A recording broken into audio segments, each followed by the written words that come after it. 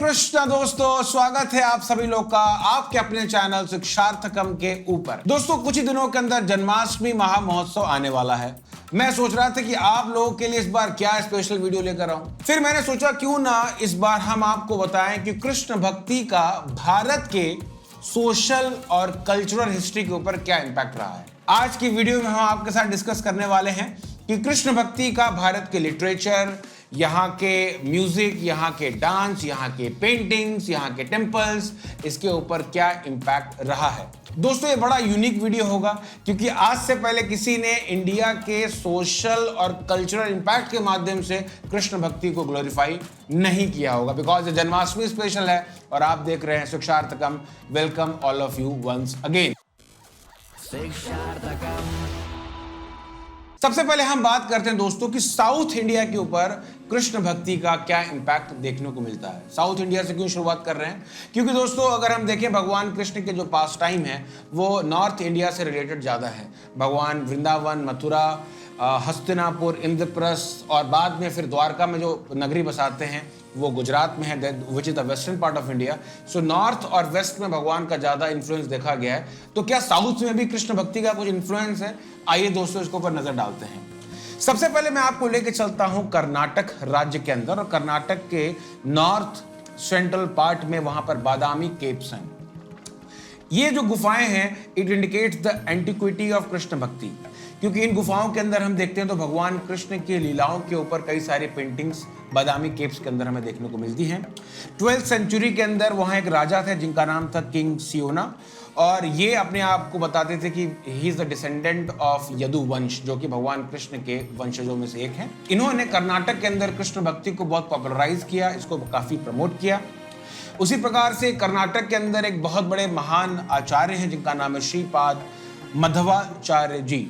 जी हाँ, बड़े महान वैष्णव आचार्य हैं।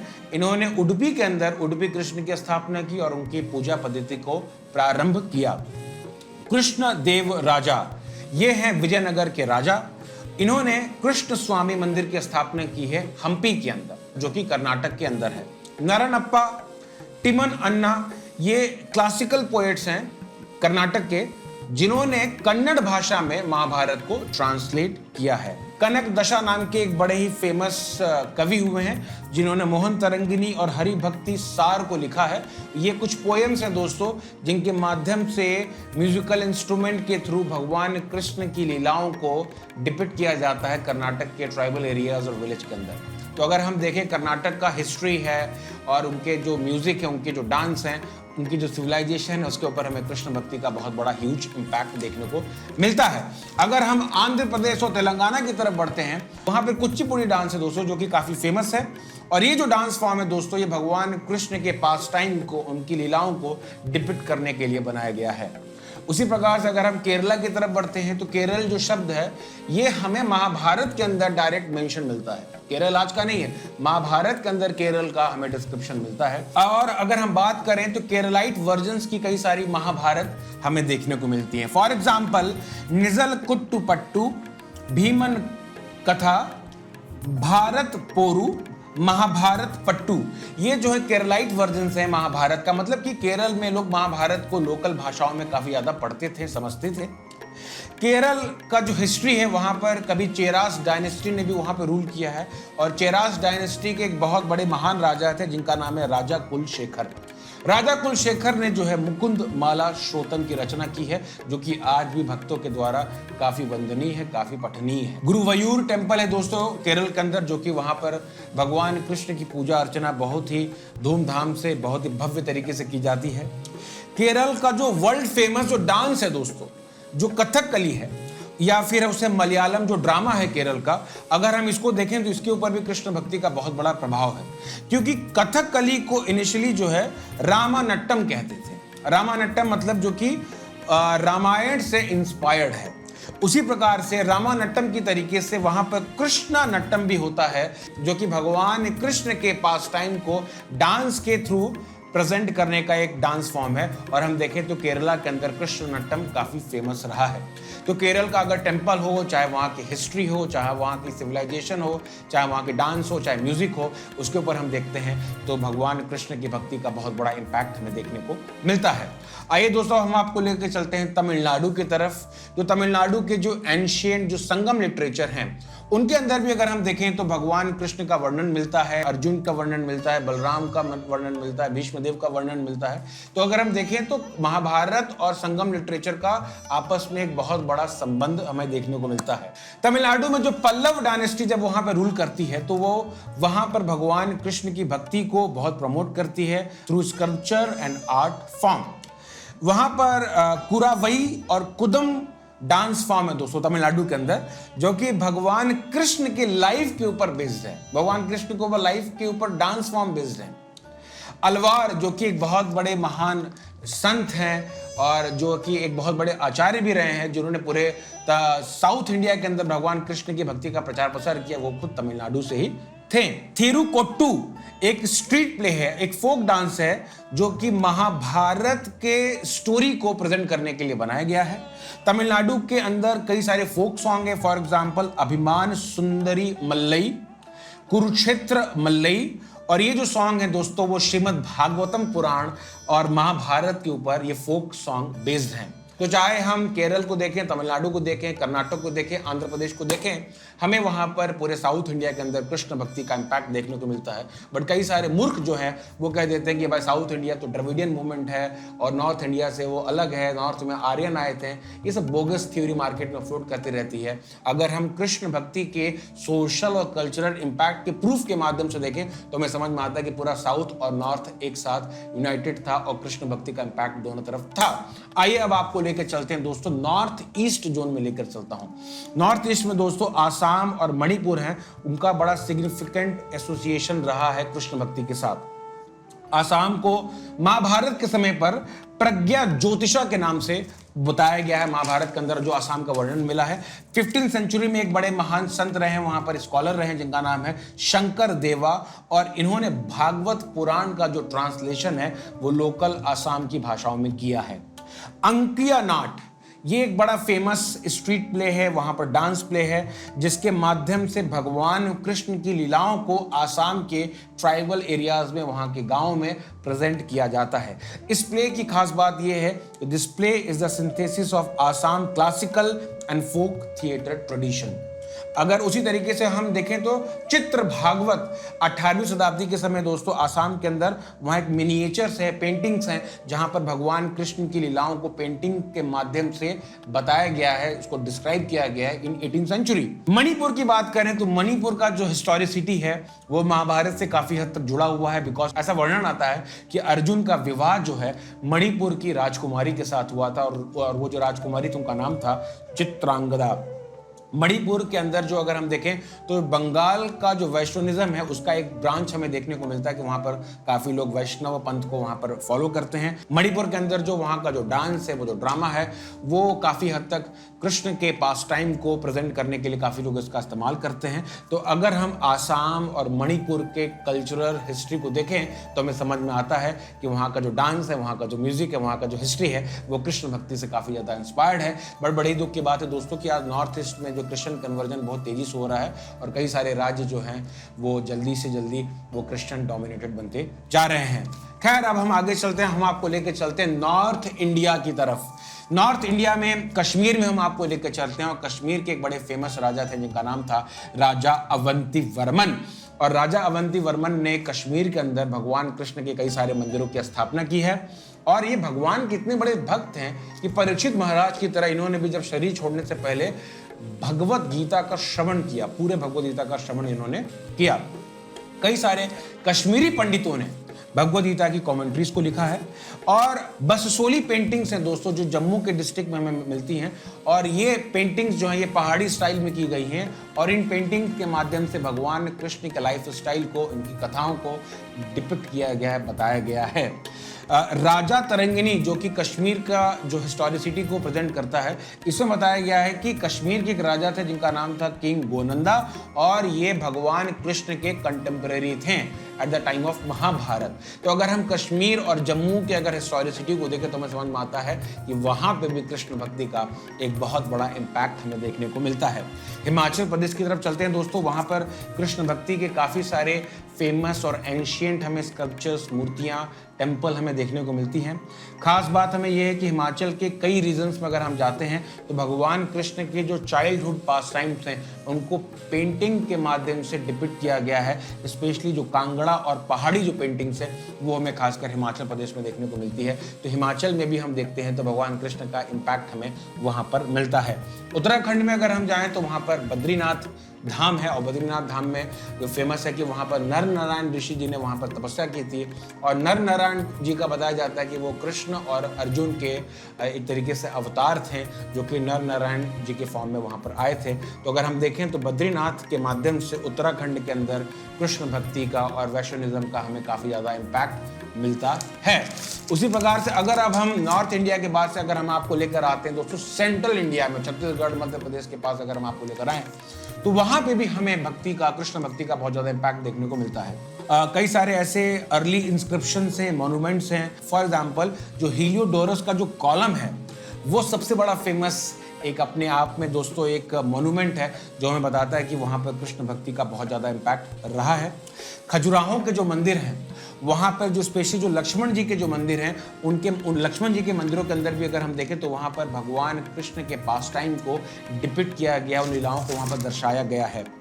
पांडव वाणी नाम का एक दोस्तों फोक सिंगिंग स्टाइल है जो कि छत्तीसगढ़ के अंदर काफ़ी फेमस है, मध्य प्रदेश के अंदर काफ़ी ज़्यादा फेमस है। वहाँ के ट्राइबल एरिया में लोग उसको गाते हैं और इन पांडव वाणी जो सॉन्ग के माध्यम से जो भीमसेन थे इनका गुणगान किया गया है इन लोकगीतों के माध्यम से। तो अगर हम इस तरीके से इन इंस्क्रिप्शंस को, इन फोक सॉन्ग को देखें तो हमें समझ में आता है कि सेंट्रल इंडिया के अंदर भी कृष्ण भक्ति का बहुत बड़ा इम्पैक्ट हमें देखने को मिलता है।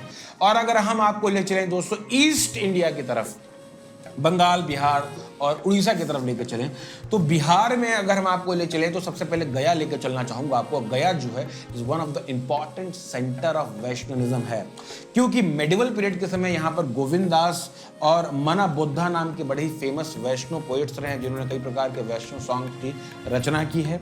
विष्णुपाद मंदिर है दोस्तों गया का जो कि काफ़ी फेमस है। इवन चैतन्य महाप्रभु जो है स्वयं गया आते हैं और यहाँ ईश्वरपुरी से मिलते हैं और यहाँ पर इनिशिएशन दीक्षा लेते हैं। और अगर हम बात करें तो बिहार के देवघर में कई सारे अगर खुदाई के समय जो एंशिएंट भगवान कृष्ण के स्कल्पचर्स मिले हैं, जो पत्थर घाट है बिहार का, पत्थर घाट जो हिल्स है वहाँ पर भी कई सारे हमें भगवान कृष्ण के स्कल्पचर्स और मूर्तियाँ मिली हैं और आज की डेट में इनको पटना म्यूजियम के अंदर इनको प्रिजर्व करके रखा गया है। तो देखा जाए तो बिहार का और कृष्ण भक्ति का हमें यहाँ पर संबंध देखने को मिलता है। लेके चलता हूँ आपको बंगाल में, लेकर चलता हूँ गौड़ देश के अंदर लेकर चलता हूँ। बंगाल में कृष्ण भक्ति का बहुत स्ट्रांग होल्ड रहा है दोस्तों। कविंद्र वचन समुच्चय ये एक anthological work of Sanskrit compose in Bengal है। इसके अंदर कई सारे ऐसे वर्सेस हैं जिनके माध्यम से भगवान कृष्ण की भक्ति को गुणगान किया गया, इनको ग्लोरीफाई किया गया और ये 11 से 12वीं शताब्दी के बीच में इनकी रचना की गई है। वर्मन डायनेस्टी है जो कि ईस्ट बंगाल के में रूल करती थी 11th से 12th सेंचुरी के बीच में और ये अपने आप को बताते थे कि हम यदुवंश से आए हैं, हम उनके ही वंशज हैं। तो एक तरीके से हमें कृष्ण भक्ति का और यदुवंश का इम्पैक्ट हमें जो है ईस्ट बंगाल में हमें देखने को मिलता है। एक राजा थे जिनका नाम था लक्ष्मण सेन जो कि सेन डायनेस्टी के राजा थे, 12th सेंचुरी के समय वहाँ पर रूल करते थे बंगाल में। इनके जो कोर्ट में जो बैठने वाले जो कवि थे उसमें कई सारे बड़े महान वैष्णव कवि थे, संत थे। फॉर एग्जाम्पल गोवर्धन जी थे, जयदेव गोस्वामी जी थे, उमापति धर थे, कविराज थे। इस तरीके के जो वैष्णव संत और कवि थे। और आपको पता होगा कि जो जयदेव गोस्वामी हैं इन्होंने ही जो है गीत गोविंद की रचना की है जो आज भी वैष्णव समाज के अंदर काफी वंदनीय है। अगर हम बात करें तो बंगाल में जब चैतन्य महाप्रभु का जो समय आता है उसके बाद से वहाँ पर गौड़ीय वैष्णव संप्रदाय की वहाँ पर स्थापना होती है और नाम संकीर्तन की महिमा का गुणगान वहाँ पर बहुत तेजी से फैलता है। कई सारे जो आचार्य हैं, फॉर एग्जाम्पल रूप गोस्वामी, सनातन गोस्वामी, जीव गोस्वामी, भक्ति विनोद ठाकुर जी, कई प्रकार के जो वैष्णव आचार्य हैं उन्होंने पूरे गौड़ देश के अंदर नाम संकीर्तन का, भगवान कृष्ण की भक्ति का जोरों शोरों से वहाँ पर प्रचार किया है। बंगाल के हिस्ट्री को देखें, वहाँ की डायनेस्टीज को देखें, वहाँ के संतों को देखें, कवियों को देखें, फोक सॉन्ग्स को देखें, तो हमें समझ में आता है कि बंगाल इज द गढ़ ऑफ कृष्ण भक्ति। उड़ीसा में आते हैं दोस्तों, तो 5वीं से 6वीं शताब्दी के समय उड़ीसा में वैष्णोनिज्म का बड़ा स्ट्रांग होल्ड हमें देखने को मिलता है, क्योंकि वहाँ पर देखिए सबसे पहली बात तो है कि स्वयं भगवान जगन्नाथ जी हैं, बलदेव जी हैं, सुभद्रा महारानी है, पूरी धाम है, साक्षी गोपाल जी का मंदिर है, खीरचोर गोपीनाथ जी का मंदिर है, और ये जो फेमस प्लेसेस हैं वैष्णोनिज्म के हमें उड़ीसा के अंदर देखने को मिलते हैं। एक बड़ा फेमस आर्ट है, फेमस फॉर्म ऑफ ड्रामा है, जिसे कहा गया है जगन्नाथ वल्लभ नाटकम, और इसकी जो रचना जो की गई है वो रामानंद राय के द्वारा की गई है, जो कि राजा महेंद्र के गवर्नर थे। ओडिसी म्यूजिक है वहां पर, म्यूजिक की अगर हम बात करें, उड़िया म्यूजिक की बात करें तो ओडिसी म्यूजिक है, जो कि भगवान जगन्नाथ जी की सेवा करने के लिए ये म्यूजिक बनाया गया है। तो अगर हम म्यूजिक की बात करें, ड्रामा की बात करें, टेम्पल्स की बात करें, तो हमें मिलता है कि उड़ीसा के अंदर भी वैष्णोनिज्म का बहुत स्ट्रांग होल्ड हमें देखने को मिलता है। लेके चलता हूं दोस्तों अब वेस्टर्न साइड ऑफ इंडिया की तरफ आपको लेके चलता हूं, क्योंकि भगवान गुजरात में काफ़ी समय तक रहे हैं, वहाँ पर द्वारका की नगरी की स्थापना भगवान ने ही की है, तो वहाँ पर हमें जो वैष्णोनिज्म का काफ़ी होल्ड मिलता है गुजरात के अंदर। जो भी हिस्ट्री के अंदर जितनी भी डायनेस्टीज गुजरात के अंदर रूल करती हैं, फॉर एग्जांपल वो चालुक्य डायनेस्टी हो या राष्ट्रकूटा डायनेस्टी हो, इन सभी डायनेस्टी ने भगवान कृष्ण की भक्ति को बहुत प्रमोट किया है, प्रिजर्व किया है, और खुद अपनी लाइफ में प्रैक्टिस भी किया है। वल्लभाचार्य जी हैं, बड़े ही महान वैष्णव आचार्य हैं, इन्होंने पुष्टि मार्ग की स्थापना की है, ये भी गुजरात से ही थे। उसके बाद विट्ठल नाथ जी हैं, जिन्होंने डीटीज के सामने डिवोशनल म्यूजिक गाने की जो परंपरा को प्रारंभ किया, विट्ठल नाथ जी, ये भी गुजरात से ही हैं। केशव दास जी हैं, जिन्होंने 16वीं शताब्दी के समय कृष्ण क्रिया काव्य की रचना की है, गुजराती लिटरेचर है, जिसमें भगवान कृष्ण की भक्ति को ग्लोरीफाई किया गया है, पास टाइम को डिस्क्राइब किया गया है। लेके चलता हूं दोस्तों आपको महाराष्ट्र के पास लेके चलता हूं।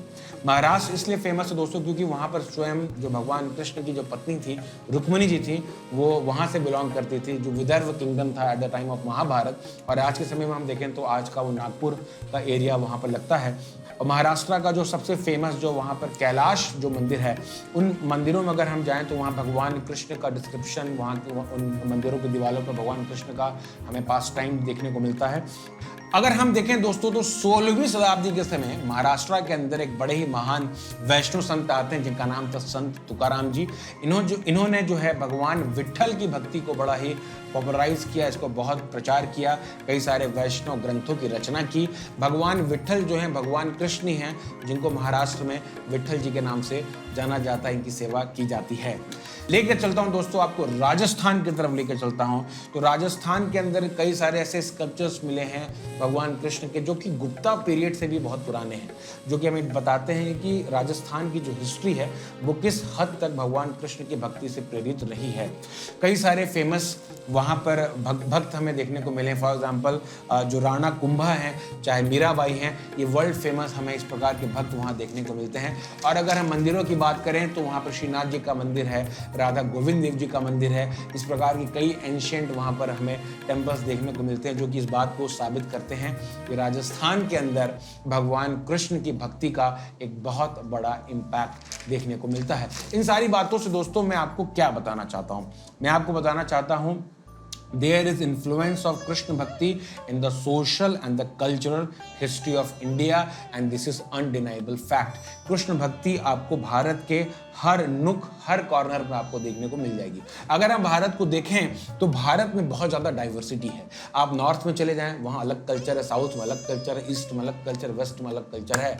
इस जो डाइवर्सिटी को, अनेकता को एकता में बांधने का काम जो है वो कृष्ण भक्ति ने किया है। एक बड़ा स्ट्रांग होल्ड हमें देखने को मिलता है। बद्रीनाथ है, उडुपी है, जगन्नाथपुरी है, द्वारकाधीश हैं, अलग अलग फॉर्म है, अलग अलग कल्चर है, अलग अलग फॉर्म का वर्शिप है, बट डिवोशन की थ्रेड से इस भारत को एक एकता के सूत्र में बांधने का काम कृष्ण भक्ति ने किया है। तो इस जन्माष्टमी में दोस्तों हमें समझने का प्रयास करना होगा कि जितना ज्यादा ये थ्रेड ऑफ डिवोशन बढ़ेगा, जितना ज्यादा कृष्ण डिवोशन बढ़ेगा, उतना ही मजबूती से हमारा भारत का जो राष्ट्रीय, जो हमारा भारतीय सिविलाइजेशन है वो उतना स्ट्रांग होगा, वो उतना ही ग्रो करेगा। तो इस जन्माष्टमी पर दोस्तों आपसे रिक्वेस्ट है कि आप अपने घर के बगल के जो लोकल कृष्ण मंदिर हैं वहाँ जरूर जाइए, वहाँ दर्शन करिए, भगवान का अभिषेक करिए, सेवाओं में पार्टिसिपेट करिए और इस कृष्णा डिवोशन के कल्चर को और स्प्रेड करिए, प्रमोट करिए, प्रिजर्व करिए और प्रैक्टिस भी जरूर करिए। उम्मीद करते हैं कि आपको ये वीडियो अच्छा लगा होगा। अगर आपको वीडियो अच्छा लगा हो, इसको सबके साथ शेयर करिए। अगर आपको हमारा कार्य अच्छा लगता है तो आप हमें प्लीज़ अपना फाइनेंशियल कंट्रीब्यूशन भी जरूर दें। आप लोगों के लिए एक बहुत स्पेशल शॉर्ट फिल्म भी बनाने का हम प्रयास कर रहे हैं और प्रयास करेंगे कि जन्माष्टमी से पहले इसको हम लॉन्च करें। इसके लिए आप हमें अपना फाइनेंशियल कंट्रीब्यूशन भी दे सकते हैं। मिलते हैं आपसे अगले वीडियो में, तब तक के लिए thank you so much. Hare Krishna. शिक्षार्थकम्